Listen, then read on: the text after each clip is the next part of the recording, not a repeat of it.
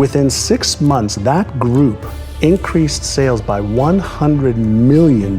Jesus. $100 million. And I said, holy shit, right? This is working. In 5 seconds flat, worry can hijack your mind.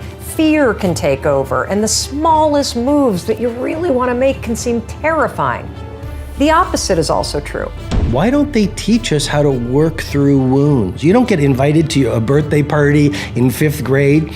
There is a wound there. You lose a love when you're 16. There is a wound there. You start a business when you're 22. There is trauma there. Want to be happy? Live a life, not just a business. Living that believing life. Out here living that believing life. Every day we living that believing life. Hustle like we living that believing life. Living life, yeah, so we grinding it out. Every single day we be grinding it out. Hustle like we living that believing life, oh. That believing life, oh. Hey, it's Evan Carmichael, and this channel was created to help you overcome the #1 challenge that is holding you back, a lack of belief in yourself. You watch these videos because you know you're capable of more. You have Michael Jordan level talent at something. So today, let's live your best belief life and learn the 5 ways to get in control of your life. Enjoy. Okay, let's kick it off with way #1. Train your subconscious mind with John Assaraf. This is going back sometimes. I think in 1992 we were stuck, but I knew there was more possibility. There was room for growth, and I wanted to figure out if the stuff that I did in the 80s when I was a kid, that broke free, would it work with some of my agents? And so we took 75 agents, randomly. Agents said, hey, do you want to get into a 6-month program to retrain your brain, your subconscious brain, around your beliefs about what is possible for you to achieve, around your habits of what you have to do in order to achieve that. And we focused on retraining their subconscious mind.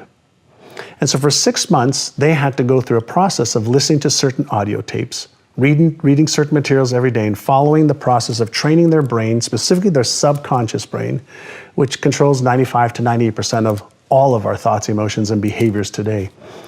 And within 6 months, that group increased sales by $100 million. Jesus. $100 million. And I said, holy shit, right? This is working. And so we started to teach. Some of what we teach now in NeuroGym, actually now we have the technologies, we have the systems that are far better than what we did back in the 90s. And we went from 1.2 billion to 4.5 billion a year. And it wasn't because we taught them any more skills to be real estate agents. We taught them how to change the way they thought about themselves. We taught them how to change their habits. Wow. Our agents who made $750,000 or more were in front of a client 75% of the time. And when we asked all the agents that weren't in front of more clients, why are you doing that? Why aren't you in front of people that are going to help you earn more income? Oh, well, we're busy doing this and doing this and doing this, and they had stories and excuses and reasons why. And so part of the work that I love to do now is really help people understand, what is your story? What's the story you're telling yourself? Because we all have a story. We have a money story, a relationship story, a health story. We have a story for everything. And then that story keeps recreating our lives over and over and over again. And we have beliefs that support the story. We have habits that support the story. We have people that support the story. We have systems that support our story. And so my question that I always ask people, who would you be with a different story? Way #2, focus on what you can control with Oprah Winfrey. Focusing on what you can control and what you can't, because worry, as you know, doesn't change anything. I think about all of us who had plans for the 2 months that we've been in lockdown, who had things that we were worried about that never even happened. So more than anything, this time shows us that we don't have any control over that. So focusing on what you do have control over instead of what you don't have control over, and releasing it. A part of my morning meditation, I have these cards I pull. And this morning I ran across this by someone named Achan Cha. I don't know who that is, but it says, do everything with a mind that lets go. If you let go a little, you will have a little peace. If you let go a lot, you will have a lot of peace. If you let go completely, you will know complete peace and freedom. Your struggles with the world will come to an end in direct proportion to how you're able to let go. I know those are words that may not resonate in this moment, but it is true. The more you can just focus on what can I handle? I can't handle that. I don't have nothing to do with that. Way number 3, ignore other people's opinions with Tom Bilyeu. How do you control your mind and not allow people's opinions of you to dictate your life? All right, this one is really easy to explain, and I get how difficult it is to actually do. As humans, we want to connect with other people. We want to be appreciated and liked. That is universal. But at the end of the day, you can't care more about what people think of you than you think of yourself. And that needs to become the mantra that you build into your life. In fact, the theme of today's episode, I'm going to say, is taking control of your life. And these first 2 statements are all about that, or these first 2 questions.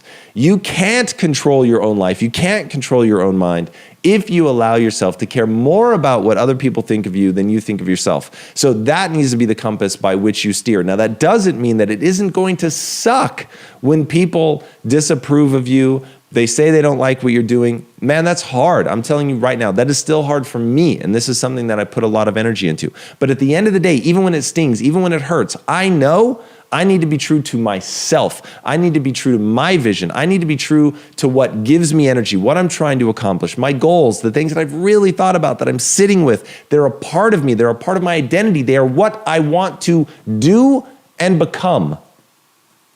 Now, if somebody's trying to knock me off that path by criticizing me, even if it hurts, I know what I'm trying to accomplish in my life.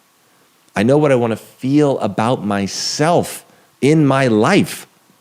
And I let that be the barometer by which I judge the state of things. I let that be my true north by which I steer.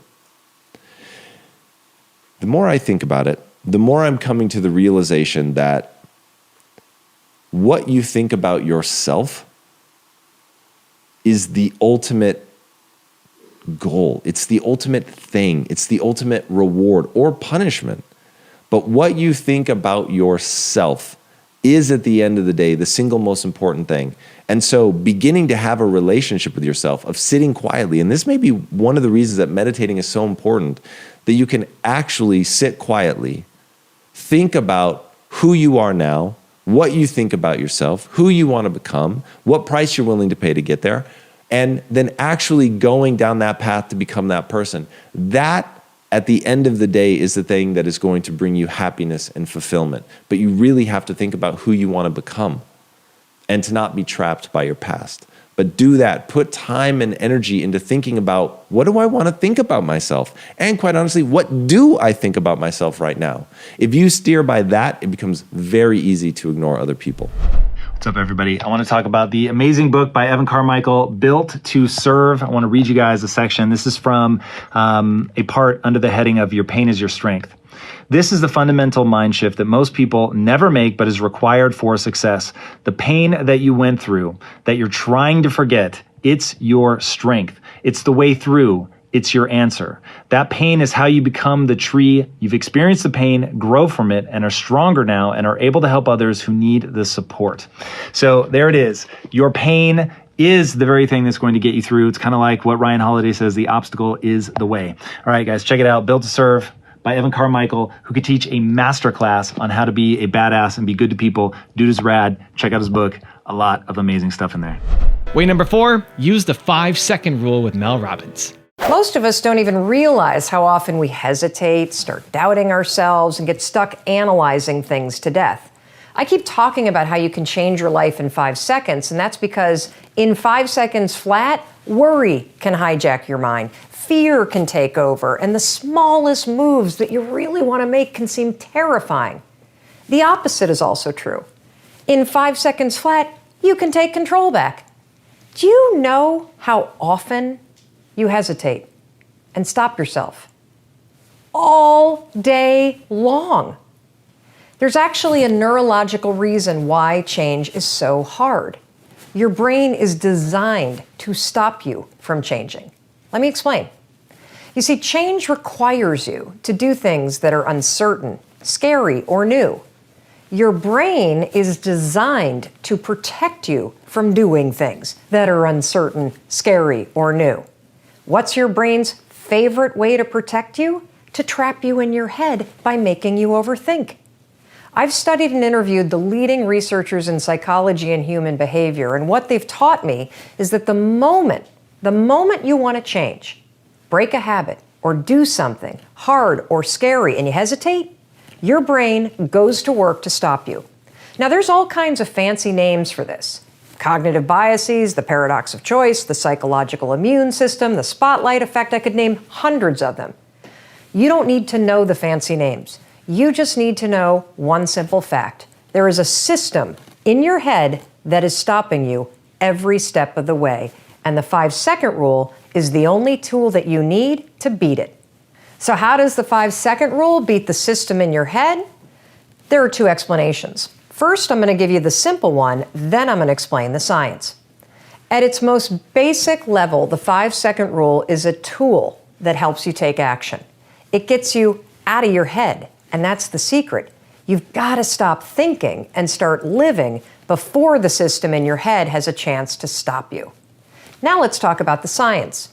The 5-second rule leverages proven principles in modern psychology, and there are literally hundreds of examples that I could point to, but in this video, we're just going to focus on 5 of them. First, let's talk about 2 concepts, one called locus of control, the second called a bias toward action. So a locus of control is a foundational principle in psychology. You should Google it. Back in the day, researchers figured out that there are basically 2 kinds of people. People that believe that they're in control of their lives, and folks that believe that life is just happening to them and they're a victim of whatever might happen.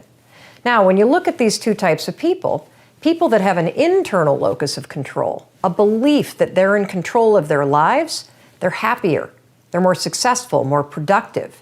So the question becomes, how do you create an internal locus of control in yourself?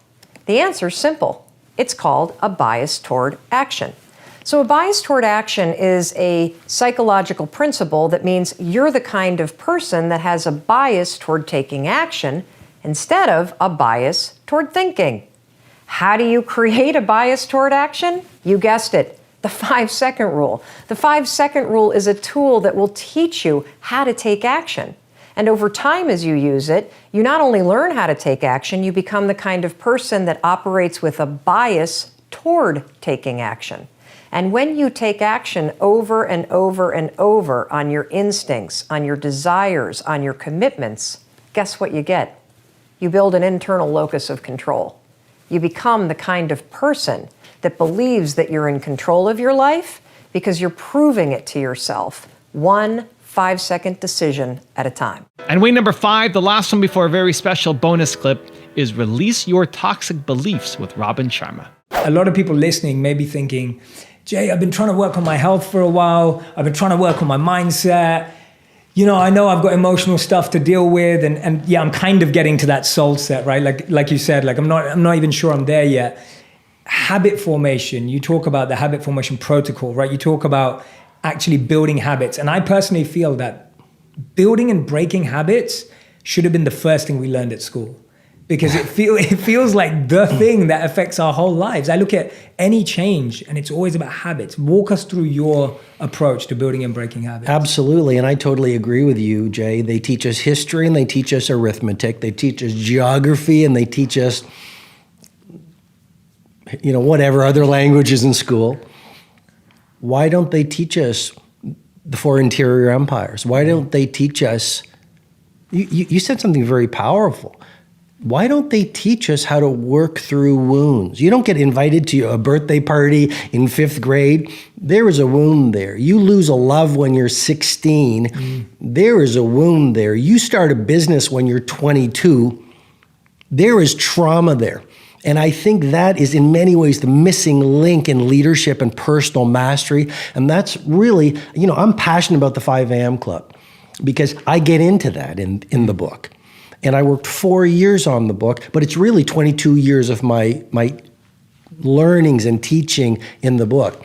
And that is a missing link because everyone's talking about psychology and people are talking about habits, and I'll answer your question, of course. But what about dealing with trauma? Carl Jung said we all have this shadow side. I mean, we all have this well of repressed pain. And anyone who's listening who goes, well, that's not me, it's subconscious. So unless you've done the work, you don't even know about it. But it's that pain and self-loathing and self-hatred. In the 5am Club, I say, we have a magic inside of us. The saints call it the light or God or nature or a luminosity. And what happens is when you do the work to release your toxic beliefs and move through your pain, and how do you do it? You just feel it. And as you feel through all the toxicity and the hurt and the wounding and the disappointment that's called a human journey, what is left as you release it? You access your light. You access your primal genius. You access creativity. You're productive because you don't have all this emotional baggage you're carrying through the day. I believe that the real key to success is joy and inner peace. Like that's why a lot of the billionaires, they have all the things and they're not happy. Our nature is joy, peace, bliss, love. And when you release that trauma, it just shows up because that's who we truly are. Now I've got a really special bonus clip that I think you're going to enjoy. But before that, it's time for the question of the day. I want to know, what was your single biggest takeaway from this video, and what are you going to do to take action on it this week? When you write down what day, what time, and what place you're going to take action on something, you have a 91% chance of following through versus just 35% if you got motivated but never wrote down a plan. And when you share your plan and have public accountability, it raises your chances of following through even higher. So that's what I want to do today for you guys. You watch this video. What was your single biggest takeaway, and what is your plan to take action on it this week? Let me know. Put it down in the comments below. You have to be your biggest critic as well as your biggest cheerleader. Most of us will be our own worst critics, but not our own biggest cheerleaders. Some of us will be our own biggest cheerleaders, but not self-criticize enough. You need to be both, critic and cheerleader, and have the self-awareness to know which one you need right now most in the moment. So Monday is my mentoring day, and this past Monday I was mentoring Alex, who's on my team. He helps me run Toronto Dance Salsa, and I recently gave him an exercise that I call the pillow test, where every night before you go to bed, you're scoring yourself out of 10 for how you felt the effort was for the day. Not the results that you got, but the effort. And he created his score sheet out of 10, what leads to a 10 for him. And one of the things he was doing was, if you got a 9 out of 10, feeling like, oh, I got 90%, it's a pretty good day. And I was telling him, no, that's not enough. That 9 out of 10 does not equate to 90% on a test. You should be hitting 10 out of 10 every time, unless you're proud of the reason why you didn't hit it. When I broke my neck and I was on my tour, and I still, when I did Instagram live sessions, I committed I was going to do an Instagram live every day, and I was doing half an hour to an hour every day. My first Instagram live in the hospital was for like 4 minutes, 5 minutes. And I started getting glazy-eyed and post. It wasn't the best result, but I still did it. I still showed up. I'm still proud of my effort. And so he said, well, how do I know the difference? How do I know if that 9 out of 10 is something that is amazing or something really bad? At the end of the day, you have to look at that list. You have to look at what you did for the day and ask yourself, are you proud of the effort that you put in? I think we're way too easy on ourselves. I think too often we're just too easy on ourselves. We're not a harsh enough critic on ourselves that you're capable of doing more.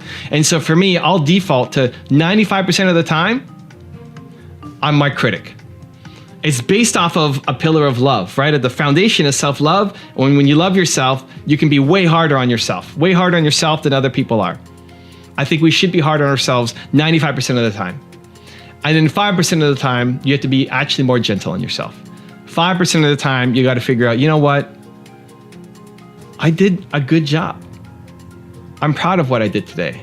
When you're feeling really low and in the hole and borderline depressed, getting hard on yourself isn't going to work, right? It just further creates depression. So that's when you need to be gentle on yourself. You need to pat yourself on the back more and say, you're doing the best that you can. Sometimes that means just getting out of bed is doing the best that you can. Again, when I broke my neck, just getting out of bed was the best that I could on some days. But more often than not, you can go harder. you could do more. You need to be your own biggest critic more. So that's the balance. It's being both your biggest cheerleader and your biggest critic, and having the self-awareness to know which one you need more right now in the moment to help you move forward.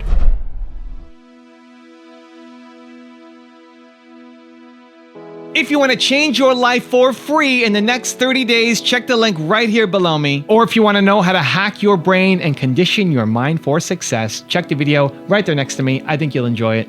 Continue to believe, and I'll see you there.